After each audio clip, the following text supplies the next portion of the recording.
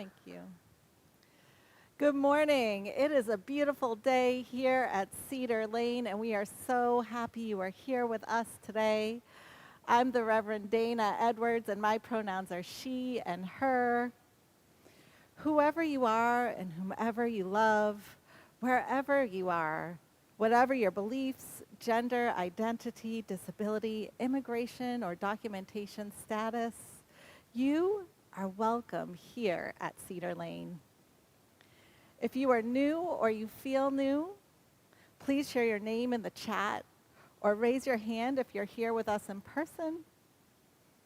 Thanks for taking a chance to worship with us today. You're invited to complete the Newcomer Forum that will be linked in the chat. And if you've been attending for a while and you're interested in becoming a member of this religious community, please reach out to the Reverend Katie Romano-Griffin or our membership coordinator, Nicole Singer.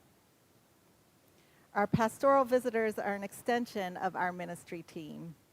They are available to support you in person and online. And now we have a few announcements. Indeed. Indeed. Looks like we're going to have some pupusas in a few days. Yeah, I can't wait. I'm looking forward to it. We are going to have Friendsgiving, a feast we hold every year at Cedar Lane. And this year, Maria's Cafe from Wheaton is catering a pupusa feast. And we'll be eating in the courtyard and serving food in the lounge. And the deadline to RSVP is today. So if you're here in person, use the QR code that's on the flyers. And if you're watching us online, use the link that will be posted in the chat. And next Sunday, November 28th, we are going to be joining our siblings from Fairfax to go to the River Road congregation to worship with them at 10 a.m. and hear the Reverend Nancy McDonald Ladd preach. And so we will not have worship or faith formation programming here at Cedar Lane, but I hope you will join us online or in person. And if you're interested to go to River Road in person, you can sign up going on their website, rruuc.org. And also coming up is one of our most beloved traditions here at Cedar Lane. Abby, do you know what I'm talking about? I think, is that something to do with being crafty? Something about crafts. Yeah. We're so excited that we're going to have 2 in-person events this year for a holiday craft day. On Friday, December 3rd, we are going to have cookies, cocoa, and caroling. That's part of our Food Friday things that we're doing. And so the caroling will be on Friday night if that's something you loved about Holiday Craft Day. And then Saturday, you can wake up in the morning, get ready, and come back to Cedar Lane to do crafts with us from 10 to 1. And most of the crafts will be outside in our tents or in covered spaces. And of course, we'll all be masked and socially distant.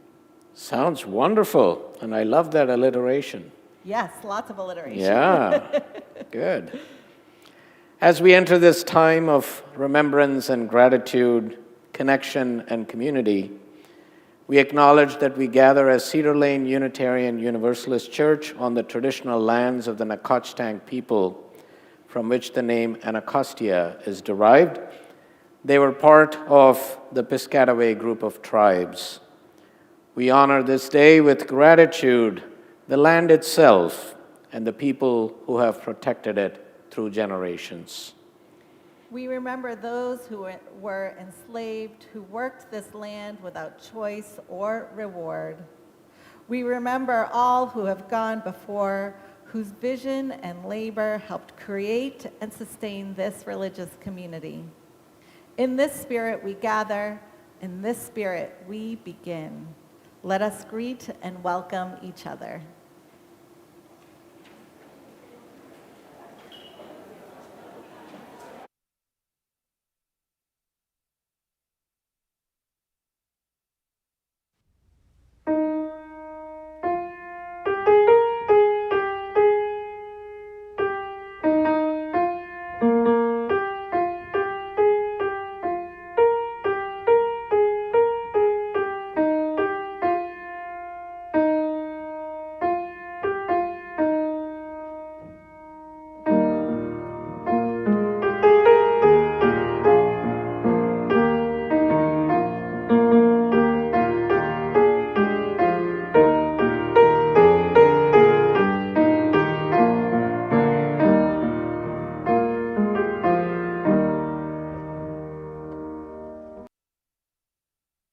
It's yours. I'll check my batteries. Is it on? Yeah, it's on. Okay. Welcome back, everyone. Let us give thanks for a bounty of people. For children who are our second planting, and though they grow like weeds and the wind too soon blows them away, may they remember fondly where their roots are. Let us together say, we give thanks. We give thanks. For generous friends with hearts as big as Hubbard's and smiles as bright as blossoms, we give thanks.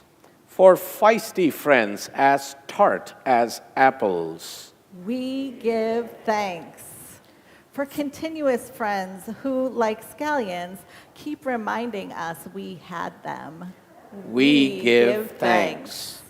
For crotchety friends, and you know who you are, as sour as rhubarb and as indestructible, we give thanks. For funny friends as silly as Brussels sprouts, we give thanks. And serious friends as complex as cauliflowers and as intricate as onions, we give thanks. For friends as unpretentious as cabbages and friends like parsnips who can be counted on to see you through the winter, we give thanks. For old friends nodding like sunflowers in the evening time and young friends coming on as fast as radishes, we give thanks. For loving friends who wind around us like the tendrils and hold us despite our blights, wilts, and witherings, we give thanks. And finally, for those friends now gone, but who fed us in their times that we might have life thereafter, we give thanks. For this bounty of friends and for friendships near and far, we give thanks. We give thanks. Please rise in body and or in spirit to sing hymn number 1010, We Give Thanks, in the Teal hymnal.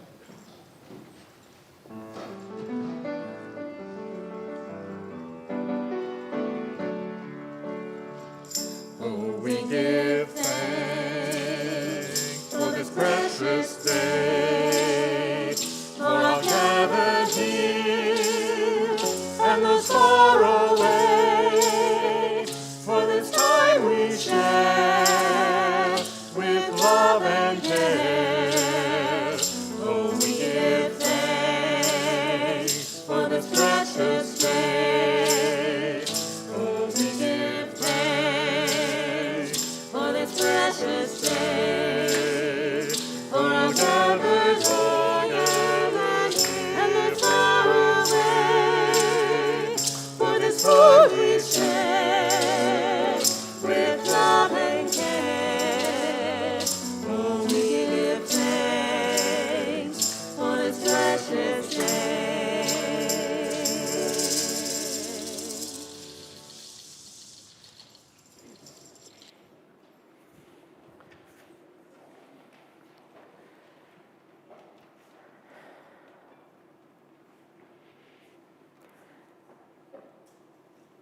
As Dino Drudy kindles the chalice, symbol of our gathered community, our faith,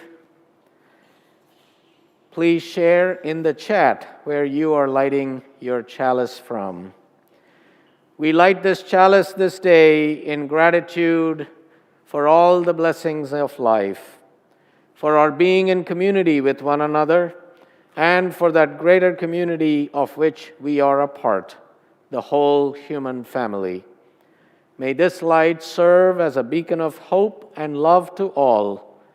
May it bring warmth, healing, and peace into our lives and the world.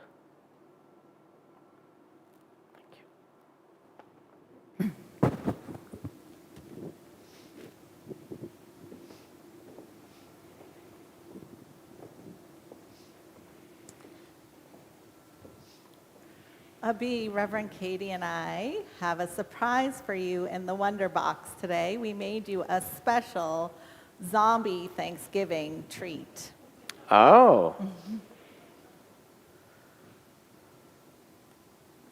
Got it. oh my word. I hope you like it. It's brains with eyeballs. Oh, wow.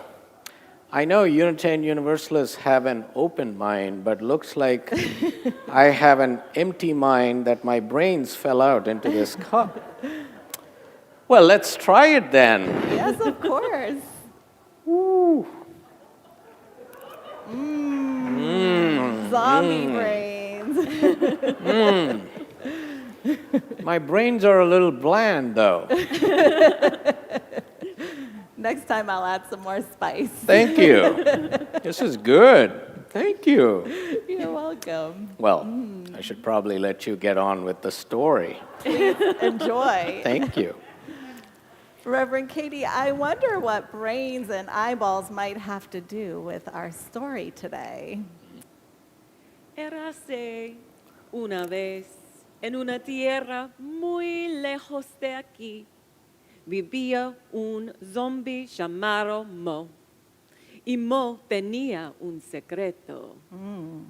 Once upon a time, in a land not too far away, there lived a zombie named Mo.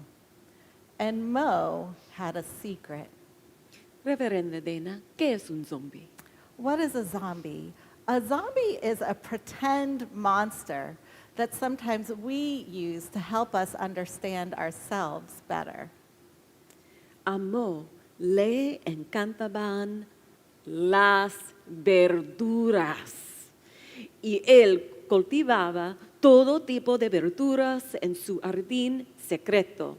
Y luego en su cocina escondida preparaba deliciosas comidas con apio, tomate, zanahoria, que luego devoraba con placer. Mo's secret was that he loved vegetables. And he grew all kinds of vegetables in his secret garden. And then, in his kitchen, he prepared delicious meals with celery and tomatoes and carrots, which he later devoured with pleasure. Pero Mo tenía un problema. Otros zombies no comían verduras. Él realmente quería que sus padres las probaran. Mo sabía que no le gustaba la cocina zombiada y no podía imaginar una vida sin espinacas, sin pepino, sin colorizada. Mo pensó, se preguntó y se preocupó por cómo conseguir que sus padres comieran verduras. But Mo had a problem. The other zombies didn't eat vegetables, and he really wanted his parents to try them. Mo knew that he didn't like zombie cooking. And he couldn't imagine a life without spinach, without cucumbers, without kale. Mo thought and wondered and worried about how could he get his parents to eat vegetables. Día tras día, Mo se preguntaba qué podía hacer para que sus padres comprendieran su amor por las verduras, sus tomates y sus pepinos crujientes, Tomatoes and crunchy cucumbers, sus pimientos perfectos, onions, un poco de ajo. and a little bit of cilantro. A Mo se le ocurrió una idea, la mejor de todas. Mo had the best idea. Gazpacho! Mo lee libros de cocina corto y corto, mezcló, vertió todo para crear la mejor sopa para la cena en su casa. Mo les sirvió la sopa a sus padres y les dijo que estaba hecha con crema de bilis ensangrentada y le dio una calificación de 5 cerebros. Mo read recipe books. He chopped and he cut, blended and poured, all to create the best soup for dinner at home. Mo served his parents the soup and told them it was made from bloody bile cream and gave it a rating of 5 brains. Mo cerró los ojos y contuvo la respiración. Ellos iban a saborear la sopa. Mo imaginaba los desayunos, almuerzos, cenas, meriendas, todo de verduras. Mo closed his eyes and held his breath. They were going to taste the soup. He imagined the breakfasts, the lunch, the dinner, snacks, all of vegetables.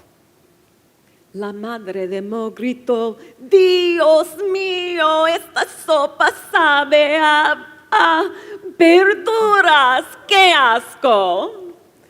Mo's mother screamed, "My God, the soup, it tastes like vegetables! How gross!" El papá de Mo gritó, ¿cuántas veces tenemos que decirte que los zombies no coman verduras? And Mo's father yelled, "How many times have we told you that zombies don't eat vegetables?" Mo dijo, tal vez otros zombies no coman verduras, pero yo sí. Mamá, papá, soy diferente. Mo said, "Other zombies don't eat vegetables, but I do.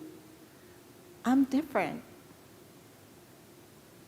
Mo dijo, pero sigo siendo yo, Mauricio Romero, su niño adorado, su querido Mo. But I'm still me, Mauricio Romero, the child you adore, your dear Mo. Mo les recordó a sus padres que a él todavía le gustaba perseguir a los humanos mientras corrían en maratones. A él le seguía gustando mover el esqueleto bajo la luz de la luna con mamá.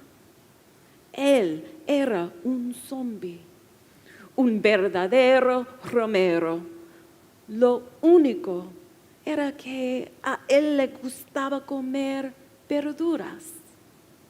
Mo reminded his parents that he still liked to chase humans in marathons, and he still liked to move the skeleton under the light of the moon with his mom. He was a zombie, a true Romero. The only thing was, he liked to eat vegetables. Los padres de Mo amaban mucho a su hijo y finalmente aceptaron que lo amaban porque era diferente. Incluso prometieron que comerían más verduras, lo harían por él. Mo's parents loved their son very much, and finally, they accepted that they loved him because he was different. They even promised that they would eat more vegetables, and they would do it for him. Los Romeros sabían que la mayoría de los zombies no comían verduras, pero ellos eran más que zombies. Ellos eran familia. The Romeros knew that most zombies didn't eat vegetables, but they were more than zombies. They were a family. I wonder what makes you different. And I wonder who loves you because you are different.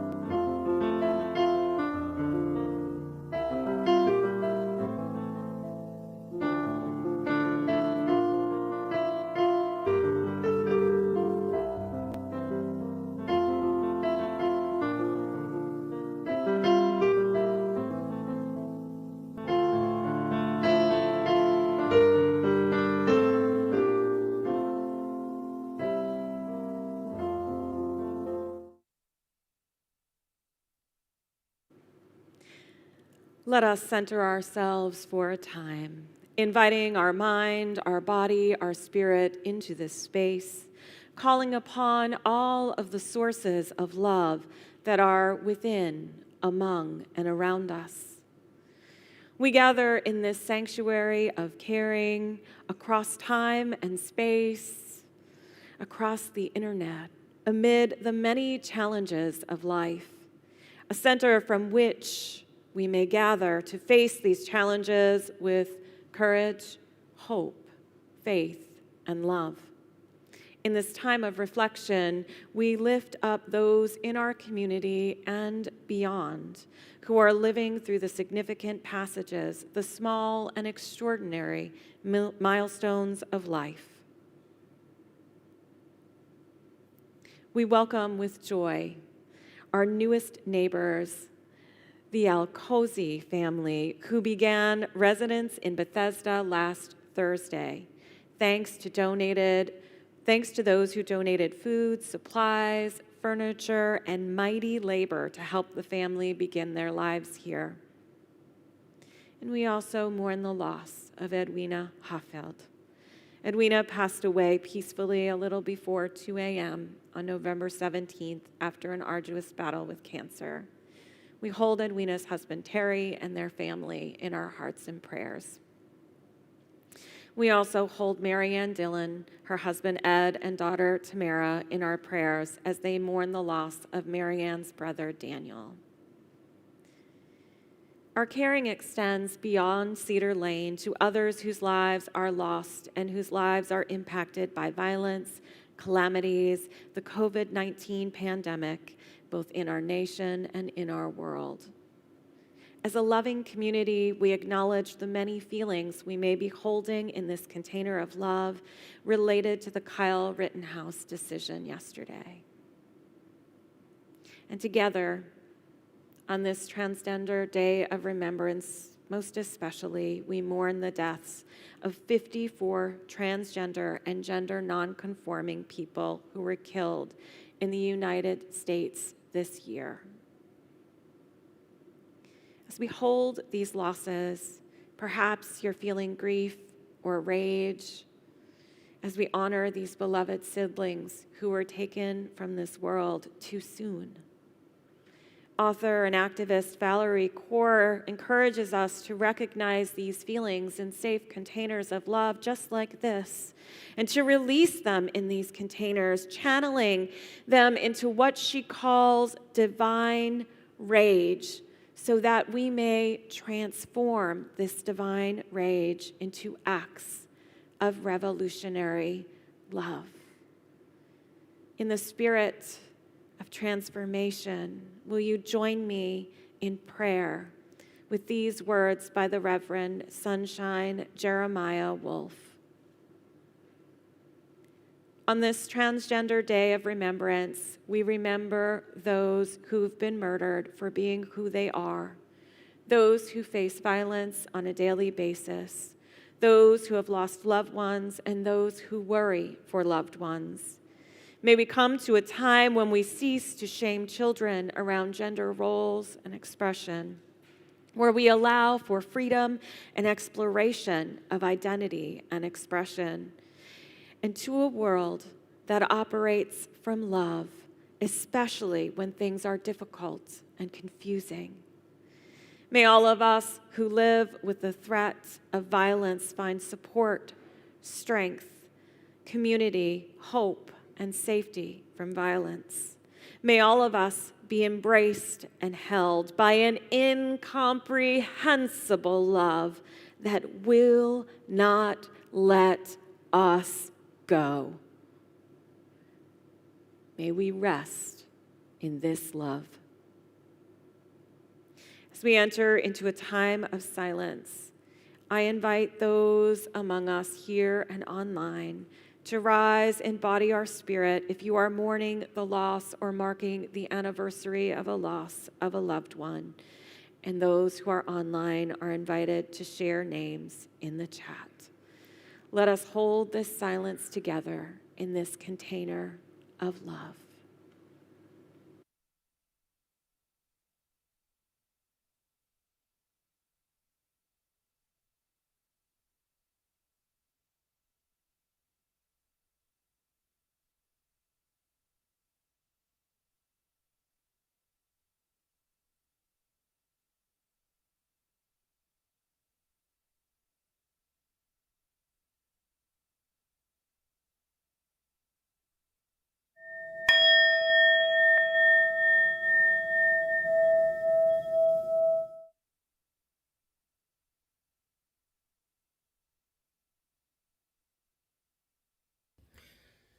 Good morning. My name is Ezra Town, and my pronouns are they, them. I am a trans-masculine, non-binary person, and I am your worship associate today. My reflection today is in recognition of the International Transgender Day of Remembrance, observed on November 20th each year. I chose to write this reflection knowing that I had chosen not to pay attention to reports of transgender folks who were killed this year. I chose to ignore that news, chose not to follow it. That is what is sinking in for me right now. My transgender siblings, especially transgender women of color, can't choose to ignore that news. This year, the Transgender Murder Monitoring Project revealed that 54 trans people were killed between October 1st and September 30th through violence in the United States. The number last year was 36. 89% of those murdered in the U.S. were transgender women of color, and most of these murders were committed by people they knew while in their homes or on the street. These victims, like all of us, are loving partners, parents, family members, friends, and community members. They worked, went to school, created art, sang, and attended houses of worship. They were real people, people who did not deserve to have their lives taken from them. I am grateful that these transhumans lived on this earth, and I mourn for their loss. I cannot imagine what that loss actually feels like. Year-round, as each new murder through violence is discovered, is a struggle. I recognize, sing the praises of, and am especially grateful for the overwhelming endurance of trans women of color directly affected by this violence.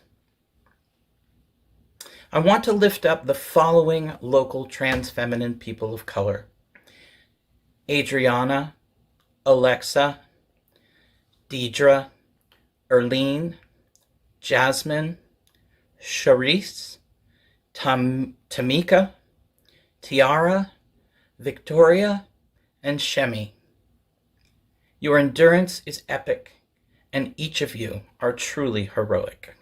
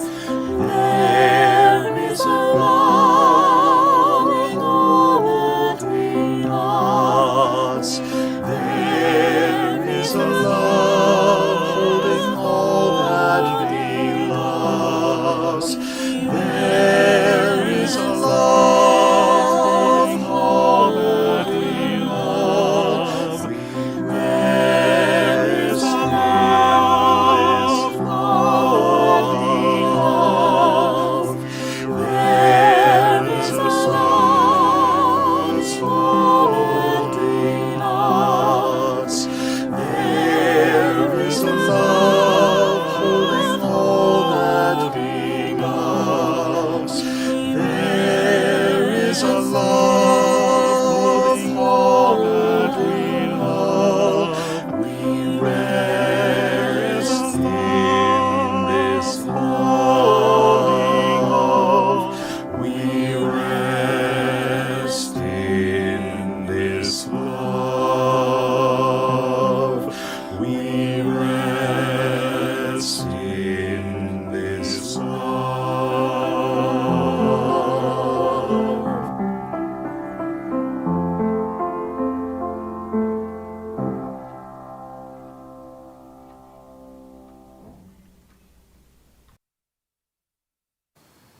Thank you to the Cedar Lane Quartet for that wonderful musical meditation. That was soul healing. Thank you. Each Sunday we pass the plate during our worship service to make a community expression of thanks for our blessings of abundance, to visibly bring in the harvest at this most cherished hour of the week. Our offering says that the act of giving is as essential as essential to our spiritual well-being as anything else we do here on Sunday mornings. Today, we are sharing the plate with Manna Food Center.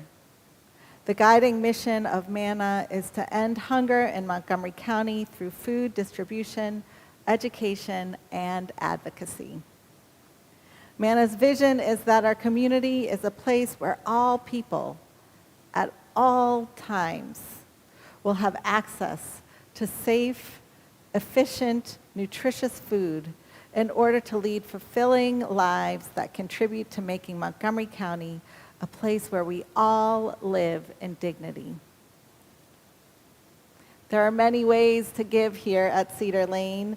You can give by electronic means of our modern times through text, online giving, PayPal, and QR code, or by mailing a check to the church.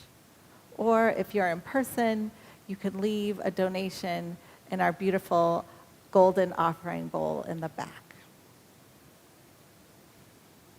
Today's offering will now be gratefully received. Thank you for your generosity.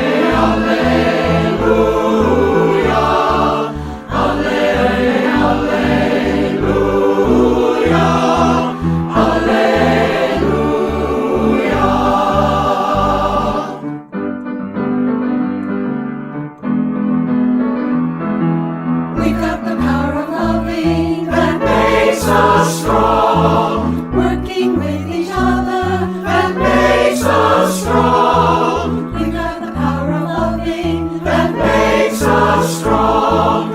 Alleluia. Alleluia. Alleluia.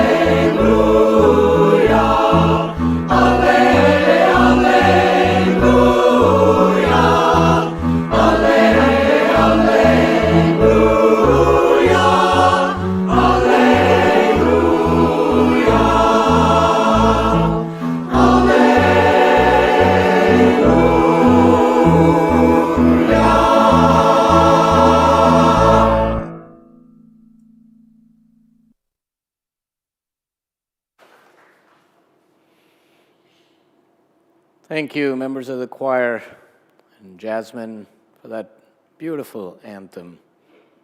That brings some joy into our hearts.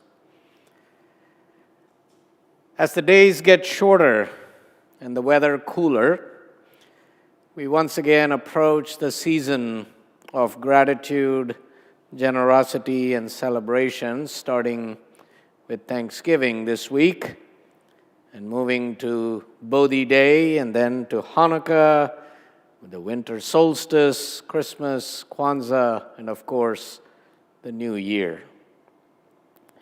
And in the midst of all these celebrations, we sit with the grief of the documented 54 transgender and non-binary members that we've lost to violence in the U.S., and more than 350 who have died worldwide this year.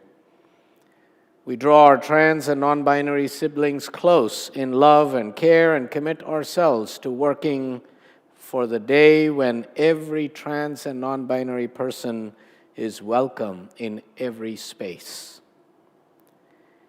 And we acknowledge the complicated history of Thanksgiving this week and the ongoing struggles for rights and land faced by our indigenous siblings.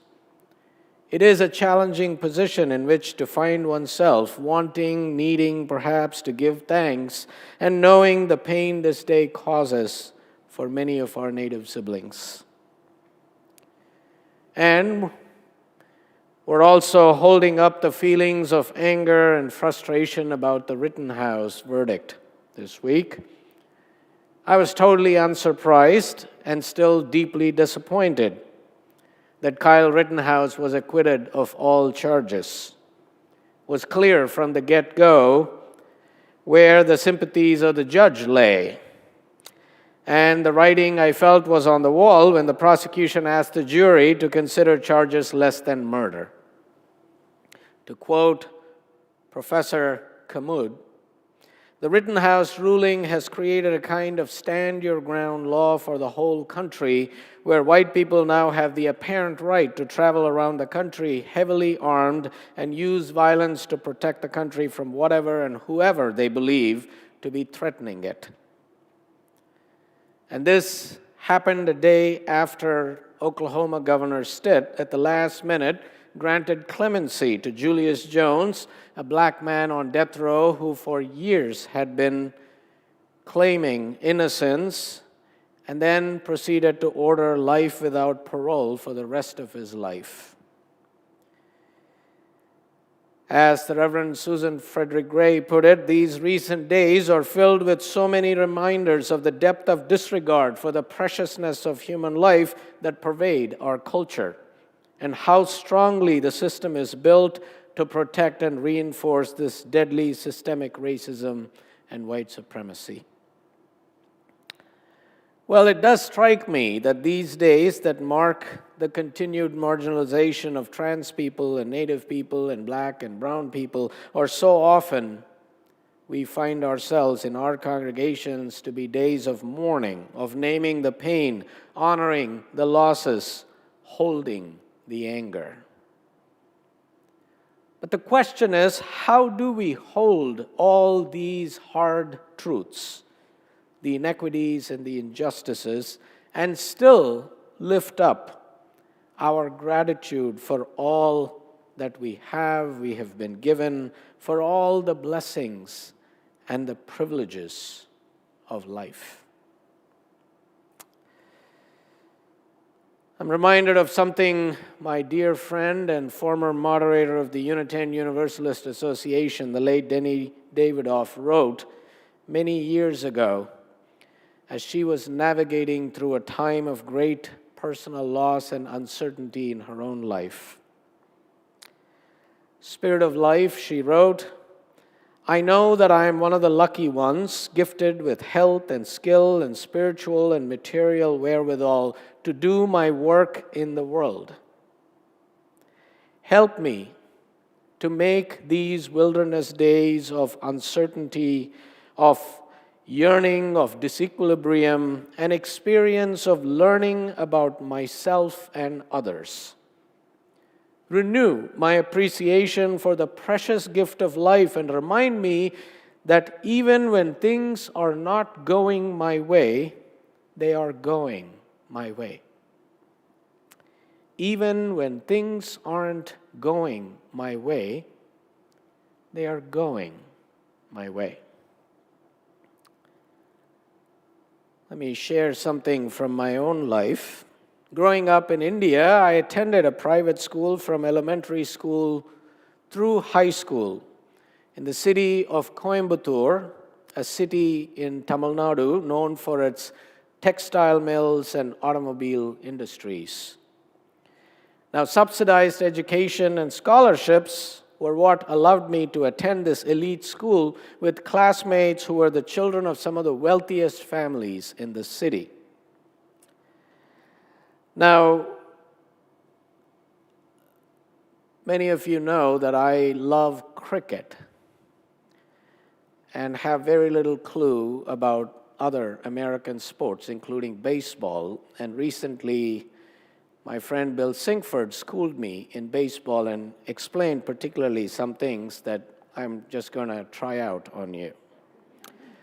So those of you who are familiar with baseball understand that quip about how some people are born on third base, but go through life believing that they hit a triple.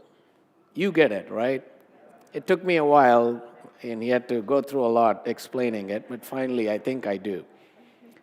It is, for those of us who are scratching our heads, a baseball metaphor that just says that some people start out far ahead, though they may claim their success is all the result of their effort. I'm sure it reminds you of someone who up until recently was subjecting us to all sorts of hassle. Well, I used to resent my classmates' wealth and privilege, their fancy cars and their expensive clothes, their summer vacations in exotic locations. And truth be told, I also envied them and felt sorry for myself. Poor Abhi, single working mom living in a 2-room tenement, wearing hand-me-downs and taking public transportation to get to school. And it was my grandfather, my maternal grandfather, who sat me down one day and told me to get a grip. He reminded me how fortunate and blessed I was with a mother who loved me fiercely, to be blessed with intelligence, with good health, with scholarships, attending a really good school. Get a grip.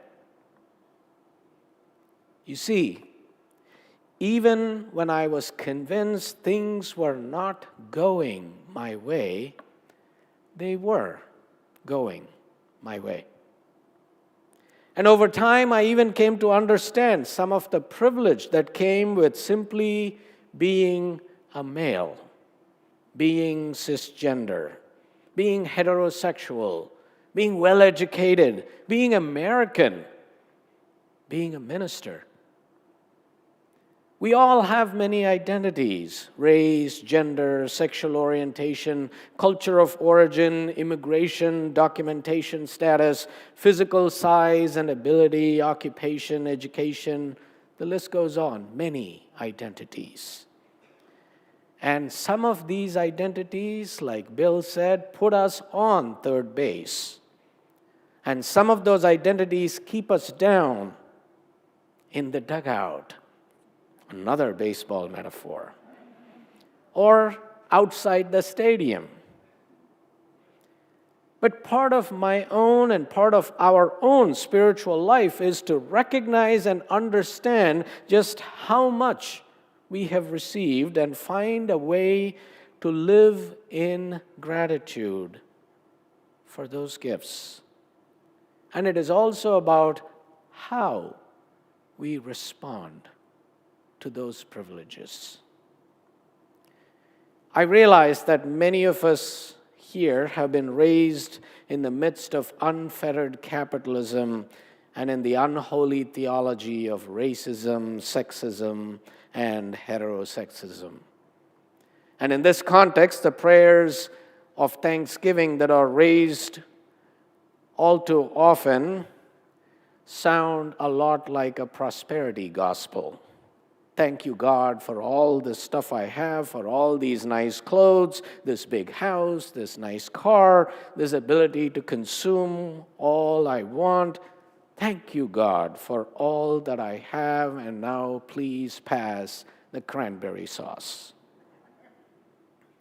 It seems to me that we've been taught, schooled, to confuse privilege that comes from systems of injustice with gifts from God.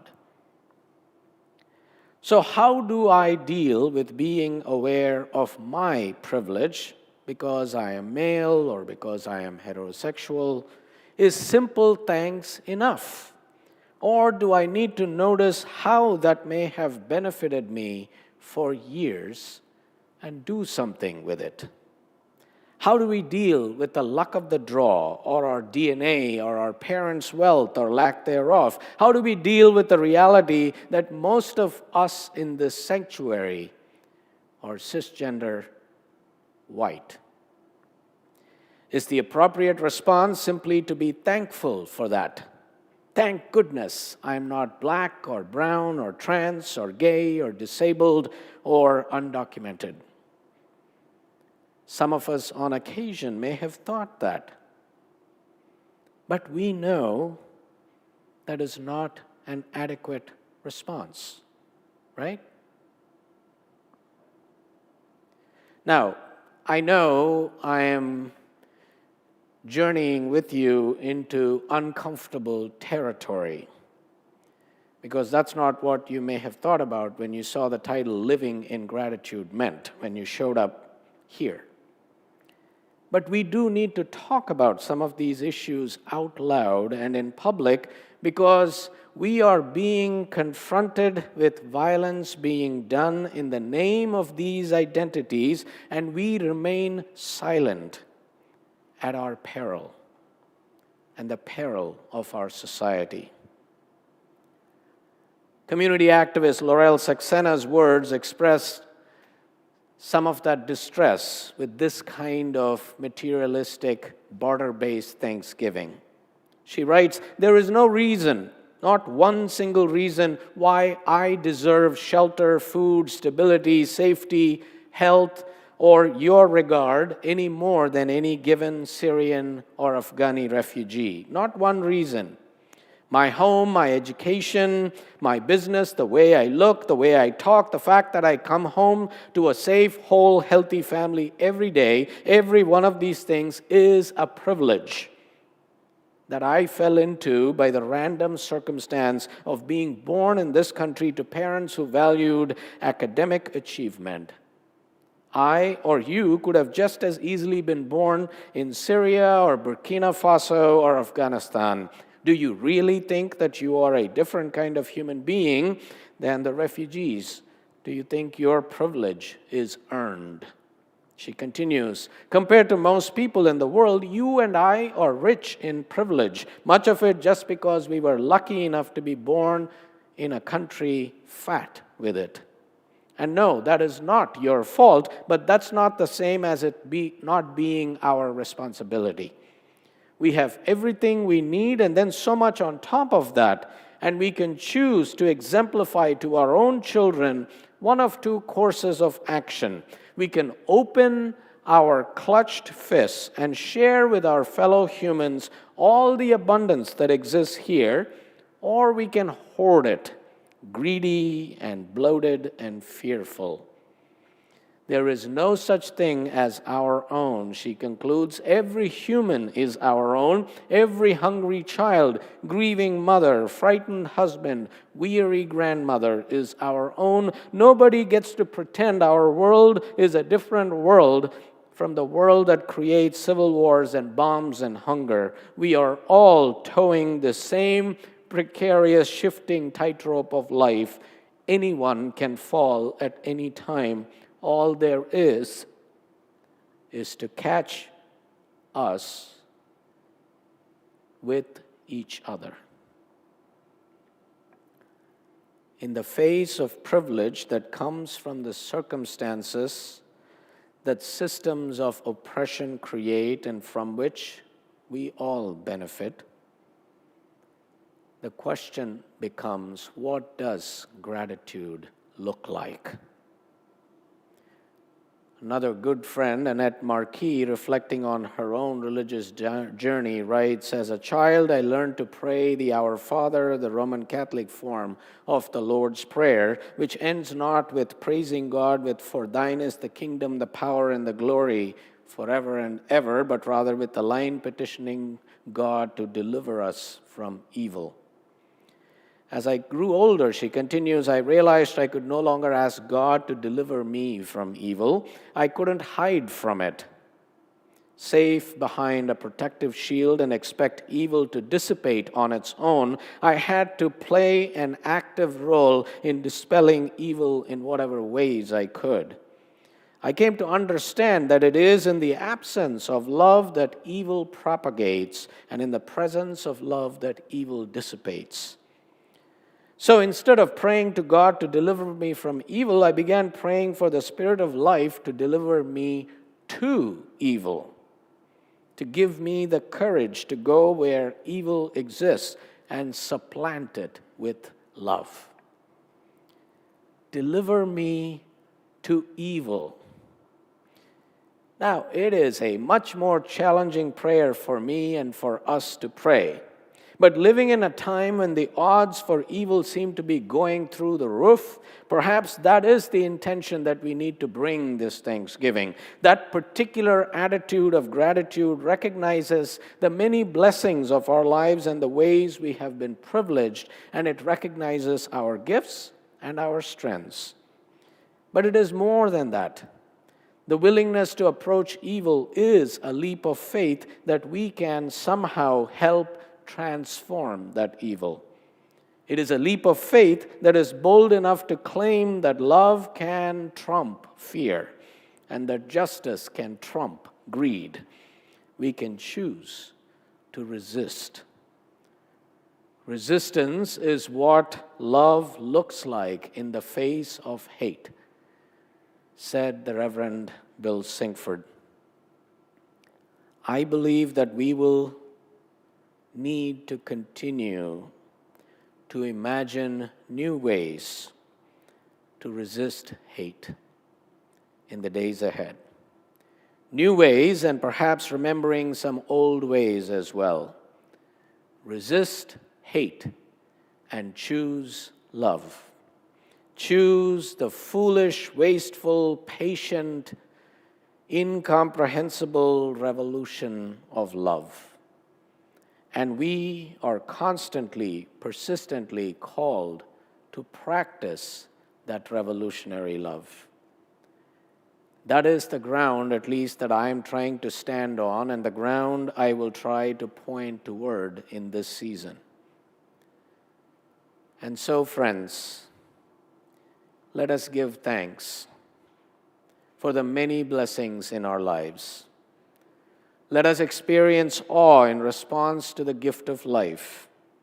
Let deep and abiding gratitude rise up in us like a song, but let us also think of our position and privilege and how so many of the blessings we enjoy came at the expense of others. Let our grief and our fury matter. Let our joy and our wellness matter. And let love strengthen us for the work of the world.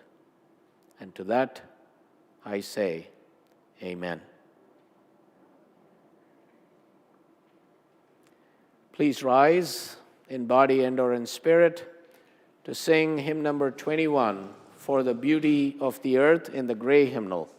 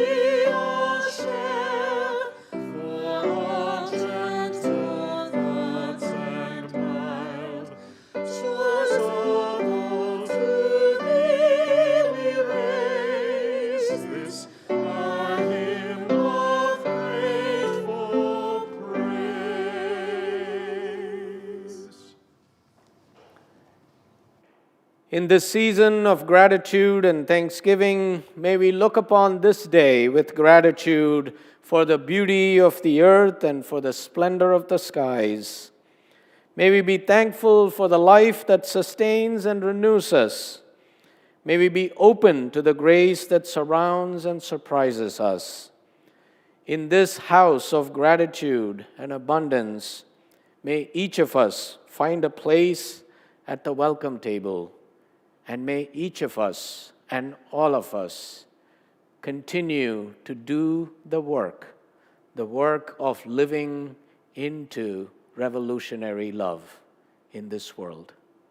Go in peace, go making peace, live gently, love fiercely, and bow to the mystery.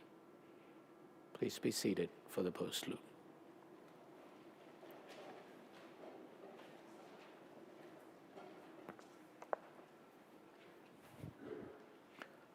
All shall be well, all shall be well, all shall be well, all shall be well, all shall be well, all shall be well.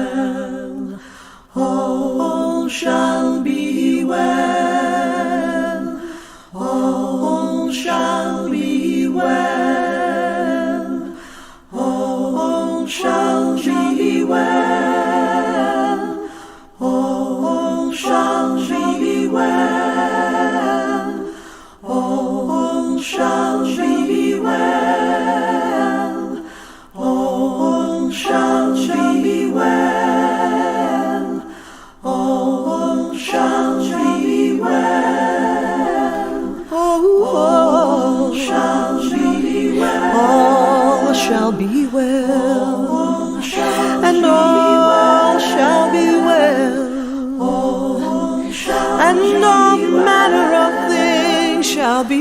well, shall be well.